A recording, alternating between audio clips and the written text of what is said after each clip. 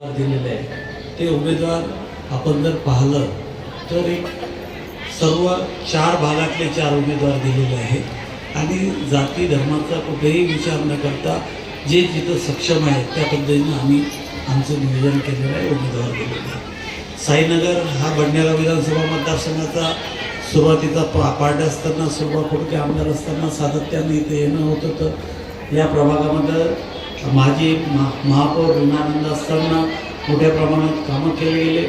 आजचं ज्येष्ठ मंडळ आहे त्यांचं रजिस्ट्रेशन स्वतः माझ्या हातचं रजिस्ट्रेशन आहे त्या ज्येष्ठ मंडळाचं।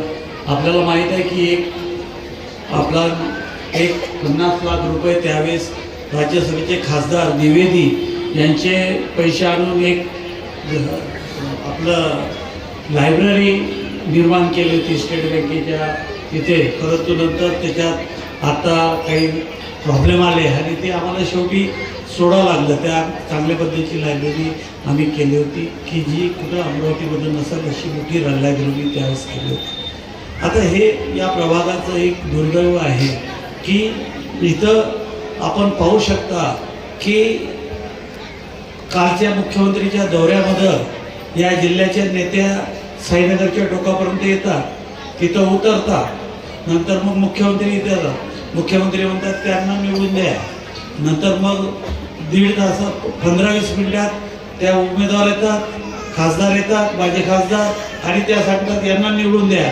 म्हणजे एवढी मुखररी या अमरावती जिल्ह्याची या पार्टीने केलेली आहे की आपण इमेजिन करू शकत नाही। म्हणजे या साईनगरचं आज 40 वर्ष 50 वर्ष आम्ही लहान होतो त्यावेळेस डबे घेऊन येत होतो, तिथं आपलं मंदिराचा बगीचा होता, तिथं पूर्ण अमरावती शहरातले लोक डब्बा घेऊन येत होते, तिथं जेवण करत होते, कारण की साई मंदिर ते आपल्या अमरावती शहरातलं पहिलं मंदिर होतं। आणि आज या साईनगरची अवस्था काय झाली आहे, या 15 वर्ष इथं आमदार असलेल्या आमदारांनी या साईनगरमध्ये काय केलं तुम्ही पाहाल तर आत्ताही काही भागामध्ये गेलं तर लोक सांगतात की ताईंनी केलेला रस्ता होता, ताईंनी केलेलं एक काम होतं, त्याच्यानंतर काही झालं नाही।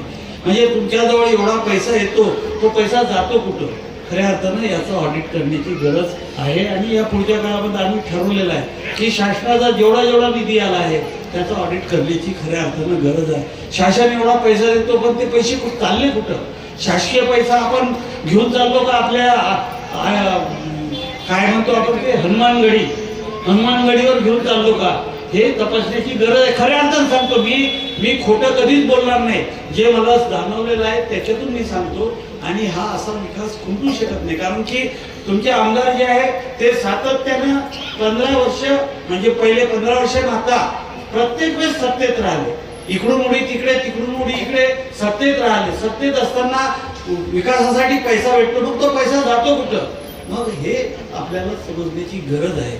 माझी आपल्या सर्वांना विनंती आहे की आपण एक या विभागामध्ये आमचे उमेदवार जे आहेत, काही उमेदवार तर आमचे भयभीत आहेत।